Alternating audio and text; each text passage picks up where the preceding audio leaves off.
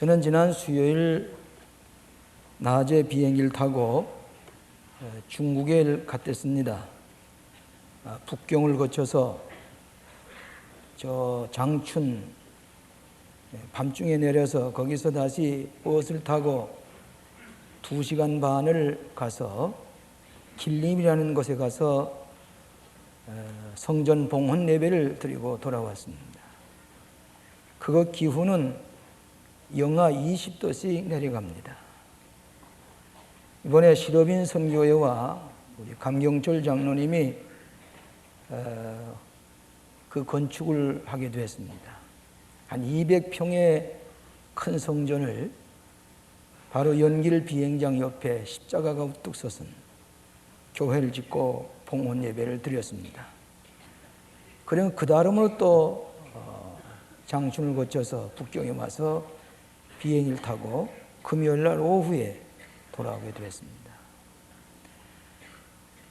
공산주의 사회에서 또 홍위병의 난동으로 교회가 다 문을 닫고 질식 상태에 있었던 그곳에 우리 광림교회 이름으로 시러빈 선교회와 강경철 장로님이 예배당을 하나 봉헌했는데 그 옆에 연화교회라는 교회도 있습니다. 그것도 한 5배로 늙어서 성전을 만들어서 중국 사람과 조선족이 동시 예배 볼 수가 있게 되었습니다. 이번 성탄절은 우리 중국에 있는 조선족들과 중국 사람들에게 성전으로 크리스마스 선물을 주는 감격을 가지고 돌아왔습니다. 이 성탄절이 되게 되면 모두 다 선물을 주고받습니다. 사랑과 우정을 나눕니다.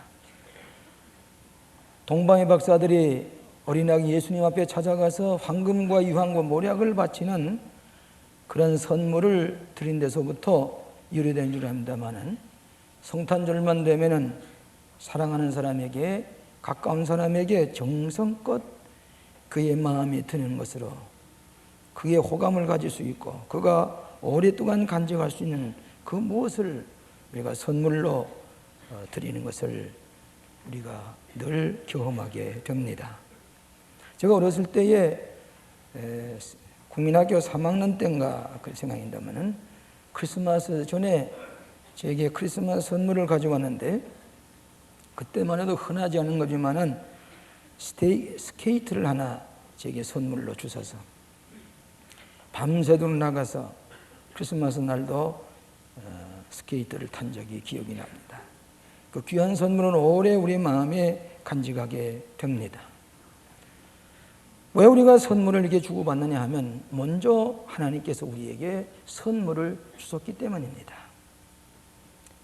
첫 번 크리스마스 때에 헤로드 왕은 예수님의 귀한 선물을 주셨지만은 그는 권력의 눈이 어두워서 그 선물을 받지 못하고 2살 난 이하의 어린애를 다 죽여버리는 그런 참혹한 일을 그는 범하고 말았습니다. 이름 없는 베들레헴의 요관집 주인은 귀한 예수님의 선물이 문 앞에 와 계심에도 불구하고 그런 장사 속에 눈이 어두워서 그 선물을 받지 못하고 저 마구간에 예수님이 탄생하게 하셨습니다.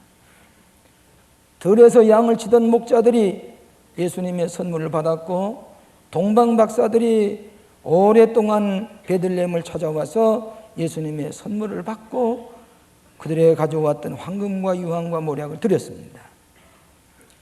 마태복음과 누가복음을 보면은 예수님의 탄생의 기사를 사실적으로 기록을 했습니다. 천사 가브리엘의 계시라든지 또 동정녀 마리아의 잉태라든지 지난주에 말씀하신 대로 요셉이 꿈을 꾼 것이라든지 더 들에 양을 치던 목자들, 동방박사들, 천사의 노래들, 말기후에 탄생하신 것 모든 사실적인 것을 기록한 데 비해서 요한복음은 그리고 일체에 기록하지 아니하고 그 배후의 영적인 의미를 기록하는 것입니다. 태초에 말씀이 계시니라 이 말씀이 하나님과 함께 계셨으니 이 말씀이 곧 하나님이시니라. 말씀이 하나님과 같이 계셨는데 그 말씀이 육신을 입으시고 이 땅에 오신 분이 바로 예수 그리스도다. 영적인 의미를 요한복음은 해석하고 있습니다. 그렇기 때문에 예수님은 태초의 말씀과 함께 계셔서 온 세계를 창조하시고 그리고 나중에는 친히 육신의 몸을 입으시고 이 땅에 찾아오셨을 때에 진리와 은혜가 충만하더라 그랬습니다. 오늘 아침에 저는 이 성탄의 영적 의미를 가지고 크리스마스의 고귀한 선물 4가지를 우리가 생각하고 같이 은혜를 받고자 합니다. 여러분, 은혜란 말은 선물이란 말입니다. 은혜는 내 값없이 내 노력의 대가가 아니라 그냥 주시는 겁니다. 교회 신앙생활 가운데 제일 많이 쓰는 용어가 은혜입니다. 웨슬레 신학도 신학의 은혜의 신학이라 그럽니다. 무조건 거저 선물로 주시는 것이 은혜입니다. 오늘 성탄절에 4가지 중요한 선물이 이 요한복음 1장 1절로 14절까지 기록되어 있습니다. 첫째는 무슨 선물인 거니? 말씀이라는 선물입니다. 말씀. 태초에 말씀이 계시니라 그랬습니다. 이 말씀으로 만물이 다 창조되었다 그랬습니다. 이 말씀이 육신이 되어 이 땅에 오셨다 그랬습니다. 말씀. 오늘 여러분들이 예수 그리스도의 그 말씀을 이 성탄절에 선물로 받을 때에 오늘 우리는 이 말씀을 통해서 구원을 얻게 되는 것이고 죄사함 받게 되는 것이고 믿음을 가지게 되는 것입니다. 기독교는 말씀의 종교입니다. 아담과 하와는 하나님의 말씀을 거역함으로 타락했습니다. 아브라함은 하나님의 말씀을 순종함으로 말미암아 축복의 조상이 되었고 신앙의 조상이 되었습니다. 오늘 우리의 진리의 말씀이 없는 까닭에 죄인들이 방황을 합니다. 진리를 모르는 까닭에 많은 사람들이 흑암 중에서 쓰러져 갑니다. 말씀이 육신이 되어서 사랑으로 우리에게 나타나 보이시고 우리를 구원하시기 위해서 말씀이 육신이 되어 있다고 해 오신 것이 바로 성탄의 영적인 의미라고 하는 것입니다. 여러분은 사랑하는 사람에게 편지를 받을 때에 그렇게 즐거울 수가 없습니다. 저는 유학 시절에 제일 먼저 찾아가는 것이 그 메일 박스입니다. 거기 에어메일이 들어있으면 그렇게 반가울 수가 없어요. 왜? 거기에 쓰여지는 글이 사랑하는 사람의 마음을 나에게 표시했기 때문입니다. 그래서 거기다가 자식, 어린아이들에 대한 소식, 아내에 대한 소식, 그러면 저도 부지런히 깨알같이 써서 보냅니다. 내가 이 남편의 마음이 이런 마음이요, 사랑의 마음이요. 그래서 글을 보냅니다. 이 말이 주고받습니다. 그 편지 하나 받으면 하루 종일 기분이 좋습니다. 육신으로 만나지 않았지만은 그러나 공부를 필요하고 그 사랑의 편지를 주고받은 대로 제가 나타납니다. 반갑게 맞이합니다. 내 육신으로 만나게 됩니다. 하나님께서는 우리 인류를 사랑하셔서 예언서를 통해서 역사서를 통해서 우리에게 인류를 사랑하신다고 말씀하셨지만은 인간이 제대로 듣지 못한 까닭에 하나님이 친히 말씀이 육신이 되어서 이 땅에 오셔서 말씀 자체를 우리에게 증거해 주신 것이 바로 성탄의 의미라고 하는 것입니다.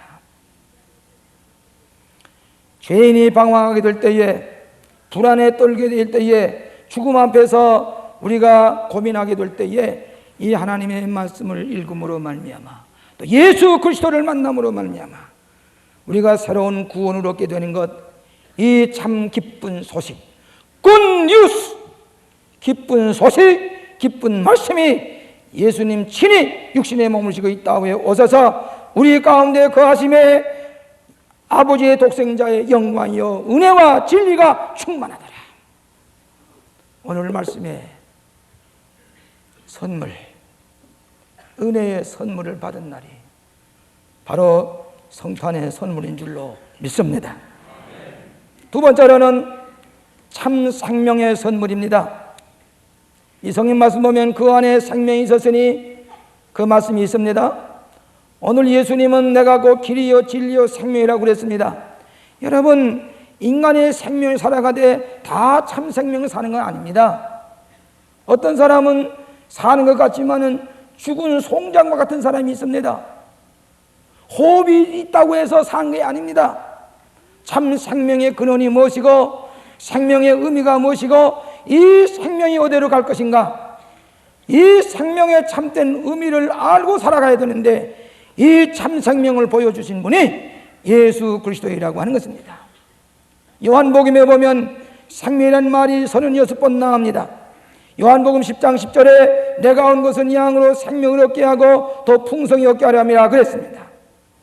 우리 인간이 참 생명의 근원을 알고 그 생명과 연결이 되게 될 때에, 믿음으로 연결이 될 때에 풍요로운 삶, 의미 있는 삶, 가치 있는 삶을 살아가게 하는 것입니다. 이것이 오늘 그리스도인의 주시는 성탄의 선물입니다. 저는 보지 못했습니다만 오늘 아침에 장로님 말씀하시는데 KBS에서 이번 성탄절에 명동 성단 무슨 일을 했고 광림교회에서는 저 길을 쓸고 닦는 미화 요원들을 모시고 만찬을 열어드리고 선물을 나누어줬다는 그런 방송이 나갔다 그럽니다. 이것은 하나의 상징적인 겁니다. 우리가 이런 크리스마스에 많은 선물을 받았으니 소외당한 자 새벽 4시부터 나가서 글을 쓸고 닦고 쓰레기를 치우는 사람에게 사랑을 베풀어 주는 것, 생명을 나누는 것, 이것이 성탄의 기쁜 소식입니다. 오늘 여러분 참 생명을 알지 못하면 기쁨이 없습니다. 살아갈 재미가 없습니다. 가치가 없습니다. 확신이 없습니다. 온전한 생명의 뜻을 알지 못하기 때문입니다. 오늘 사랑하시는 여러분, 여러분이 살아가는 것이 의미가 있습니까? 그저 동물처럼 먹고 있고 그저 들어 쓰러져 자고 이것이 인간입니까? 보람이 무엇입니까? 예수 그리스도를 통해서 참 생명을 우리에게 선물로 주셨기 때문에 성탄절이야말로 기쁜 성탄이요, 기쁜 소식이요, 하늘의 영광이요, 땅에서는 기뻐하시는 사람들, 선한 마음을 가진 사람들에게 하나님의 평화가 임한다고 천사가 노래했습니다. 심리학자 3,000명을 조사해 보니까 심리학자가 94%가 미래의 소망을 가지고 살아간다 그랬습니다. 소망이 어디에 있습니까? 오늘 여러분의 소망이 어디에 있습니까? 예수 그리스도의 참 성령과 연결이 될 때에 우리의 미래의 소망이 있습니다. 이 생명과 연결이 되지 못하면 실 없이 재봉침을 돌리는 사람과 마찬가지입니다. 잉크 없이 종이에다가 자기 자서전을 쓰는 것과 마찬가지입니다. 오늘 최근에 우리는 권력의 허무함을 느끼게 됩니다. 재물의 허무함을 느끼게 됩니다. 명예의 허무함을 느끼게 됩니다. 이래도 우리 백성들이 정신을 못 차립니까? 이래도 생명의 의무를 깨닫지 못합니까? 불행한 역사를 우리는 반복해서는 안 될 것입니다. 오늘 예수 그리스도가 누구인 것을 바로 알고 생명의 질, 내가 어떻게 살 것인가, 우리의 욕심과 탐심을 버리고 참 삶의 의미를 가지고 백성들을 위해서 헌신하며 살았던들, 오늘 이렇게 부끄러움을 사는 역사를 우리가 반복해서는 안 될 것이라고 생각합니다. 그러므로 오늘 우리는 생명의 참 의미와 뜻을 깨닫고 기쁨과 감사와 풍요로운 생명을 살아가게 하는 참 생명의 선물이 오늘 이 성탄절에 저 유대다 베들레헴에 말귀에 탄생하신 예수님께서 우리에게 주신 것을 믿으시기를 바랍니다. 세 번째로는 빛의 선물입니다. 4절에 보면 이 생명은 사람의 빛이라 빛이 어둠에 빛이 돼 어둠이 깨닫지 못하더라 그랬습니다. 참 빛이 그 세상에 와서 각 사람에게 비치는 빛이 있었나니 그랬습니다. 이사야서 9장 2절에 흑암에 행하는 백성이 큰 빛을 보고 사망에 그리는 땅에 거하는 자에게 빛이 비추니라 그랬습니다. 여러분이 빛이 없으면은 이 꽃도 필 수가 없습니다. 빛이 없으면은 동물도 생존할 수가 없습니다. 빛이 없으면은 인간도 살아갈 수가 없습니다. 얼마 전에 이웃에 있었던 상풍상가의 비극 속에서 우리가 흑암 중에 살던 사람이 15세 만에 11회 만에 처음으로 빛을 보게 될 때에 빛을 보지 말라고 타올을 2겹 3겹 가리고도 이 빛이 보고 싶어서 이것을 떨쳐버리고 빛을 바라보고 어머니 얼굴을 보고 싶어하는 이 빛, 오늘 이 세상에 참빛을 비치기 위해서 있다고 오신 분이 예수 그리스도입니다. 이기주의의 흑암 속에 사여있고 삶의 무의미 속의 흑암, 절망의 흑암, 미움과 시기의 흑암 속에 살고 있는 우리들에게 예수 그리스도께서 참빛으로 오셔서 우리에게 비춰낸데 어두움이 가로막지를 못합니다. 이 빛은 직선적입니다. 빛은 굽으로서 돌아가지 않습니다. 언제나 빛은 직선입니다. 의롭게 살고 바로 살려고 빛으로 우리에게 보여주었습니다. 빛은 살균 작용이 있습니다. 모든 악한 세력을 물리칠 힘이 빛에 있습니다. 빛은 치유의 작용이 있습니다. 앓는 사람에게 빛을 통해서 치유하게 됩니다. 뇌저광선을 통해서 우리의 수술을 합니다. 오늘날 우리들에게 이 참빛이 비춰지게 될 때에 우리로 하여금 바로 살게 하고 빛 가운데 살게 하고 모든 흑암을 물리치고 살균을 하고 치유를 받는 놀라운 역사가 예수 그리스도의 참빛을 통해서 이루어지게 되는 것입니다. 여러분, 캄캄한 밤중에 배가 항해하다가 풍랑을 만났습니다. 그때에 유일한 바라는 게 무엇입니까? 등대빛입니다. 멀리 등대가 반짝반짝하는 것을 보고 이 배가 그 빛을 향해서 갑니다. 방향을 정합니다. 이 빛은 태양빛에 의해서 그 에너지를 통해서 빛이 받쳐주는 겁니다. 이 빛을 바라보고 그 풍랑 중에 갈 것을 알지 못하는 이 배가 그 등대를 빛을 보고 가는 것처럼 흑암 중에 사는 우리들이 예수님의 빛, 예수님의 빛, 그 빛이 우리에게 소망이 되시고 우리에게 능력이 되시고 소망이 되는 것을 믿으시기를 바랍니다. 흑암 중에 사는 우리들에게 참 빛의 소망을 우리에게 주신 까닭에 이 성탄절은 우리에게 큰 선물로 축복해 주신 것입니다. 마지막으로 이 성탄은 능력의 선물을 주셨습니다.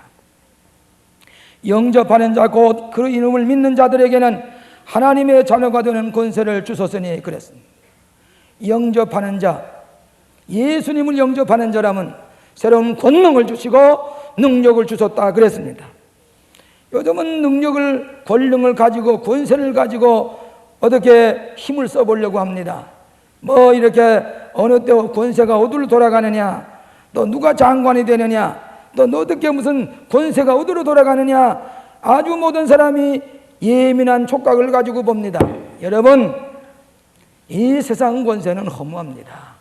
여러분, 일시적으로 권세를 누리는 것 같지만은 아무 소용이 없습니다. 여러분, 우리 이번에 길림에 가서 성전을 봉헌하고 보니까 거기 중국에 사는 조선족들이 그가 3살, 4살 났을 때에 아버지 어머니가 이 바가지를 껴차고 개나리 보침을 걸머지고 그 아이들을 손을 잡고서 두만강을 건너서 길림으로 하룰빈으로 올라갔습니다. 그럼 농사를 짓습니다. 이방 땅에 가서 중국 사람들에게 섞여 살면서도 그런 어려움을 당하면서 해방이 되었으나 고국 땅에 돌아오지 못하고 농사만 짓습니다. 저 쌀농사를 짓습니다. 그러면서 공산당이 들어왔습니다. 국민당이 들어왔다. 그때도 신앙의 자유가 있었지만은 공산당이 들어오면서 신앙의 자유가 없어졌습니다. 홍위병이 들어와서 교회 문을 다 닫았습니다. 우리 조선족들은 예배도 못 보고 거기서 그 시달리고 있다가 이번에 그 길림성에 예배당을 하나 200평을 지어서 십자가를 세우고 예배를 드릴 때에 주변에 농사 짓던 농부들이, 조선족들이 하나님이 살아계시다, 사회주의도 공산주의도 홍위병도 각가지 주의와 사상과 이데올리가 다 무너간다고 할지라도 오직 하나님의 권세만은 이렇게 훌륭하게 오늘 우리들에게 놀라운 승리로 나타난 것을 보고 그들이 기뻐하면서 우리도 예수 믿어야 되겠노라, 우리도 예수 믿어야 되겠노라. 길림성에 자그마치 한인들이, 한국 조선족들이 예배당이 몇이나 있습니까? 380개나 있습니다. 그 길림성에 조선족들이 예배보는 380개나 있다고 그래요. 놀라운 일입니다. 저희들이 갔을 때에 천사들을 맞이하는 것 같아요. 가서 예배를 보고 지성을 다해서 그저 이 정성을 다해서 음식을 만들어 놨는데 옛날 음식 그 맛이 그대로입니다. 그러면서 잡수를 하고 천사들처럼 대접합니다. 그러면서 이렇게 우리에게 예배당을 지어줬으니 얼마나 고마우냐고. 크리스마스 선물을 그 외롭게 사는 영하 20도 30도 내려가는 그곳에서 농사를 지며 사는 조선족들에게 따뜻한 예수님의 사랑으로 예배당을 건축하고 그리고 그리스도의 사랑을 나누고 돌아올 때에 얼마나 보람이 있는지 알 수가 없습니다. 영하 20도나 내려가는데 버스를 타고 가는데 어떻게 추운지 말로도 알 수가 없어요. 그렇지만은 그 일을 보고들 어떻게 가슴이 뜨거운지 얼마나 기쁜지, 오늘날도 우리가 이렇게 축복을 받은 나라에서 그 공산세계 아직도 사회주의 국가에 예배당을 세워주는 놀라운 일을 시라빈 선교회와 우리 강명절 장로님이 앞장서서 피아노를 해주고 이 모든 마이크 시설을 하고 얼마나 깨끗하게 지었는지 알 수가 없어요. 그 예배당에 와서 중국 사람들이 300여 명이 와서 중국 사람들이 예배를 드리고 한국 사람들이 예배를 드리고 어떻게 기뻐하는지 알 수가 없습니다.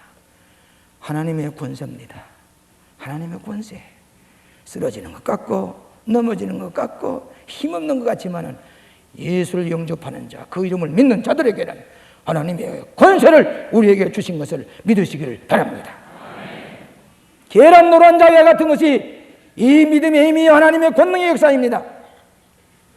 오늘 사랑하시는 여러분, 이 역사의 흔적을 보면서 소용돌이 속에서 과연 참된 권세가 무엇이냐 하는 것을 우리에게 보여주시기 위해서 예수님께서 이 땅에 오셔서 그 예수님을 영접하는 자는 하나님의 권세를 하나님께서 축복해 주심으로 얻게 된다고 말씀을 했습니다. 지난번 제가 볼티모어에 갔을 때에 미 해군사관학교를 구경시켜 준다고 어느 집사님이 차를 몰고 갔습니다. 옛날 한번 가본 적이 있습니다. 해군사관학교 가보니까 거기에 결혼식을 하려고 준비하는 사관생들도 있습니다. 그런데 제가 처음에 그 사관학교 갔을 때 주일날 예배를 보려는데 제일 많이 모인 데가 개신교입니다. 3층에 예배 처소에. 그 다음에 2층, 아래층에 1층에 캐톨릭 교회 미사 드린 데가 있고 지하에는 유태교에서 예배 드린 데가 있습니다. 근데 교장과 부교장이 개신교인인데 앞에 서서 있습니다. 사관생들이 정장을 하고 취주하게 맞춰서 걸어 들어갑니다. 꽉 차 있습니다.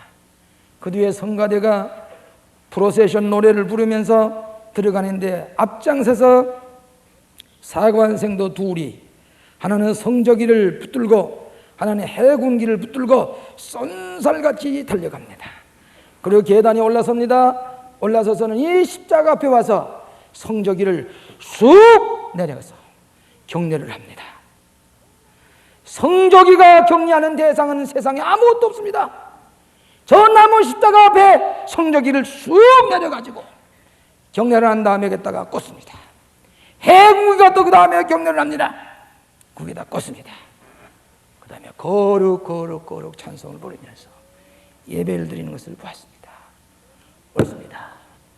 온 천하의 권세보다도 온 만물을 주관하시는 하나님 앞에, 하나님의 권세 앞에 이 성저기는 하나님 앞에 인사할 수밖에 없고 격려할 수밖에 없습니다.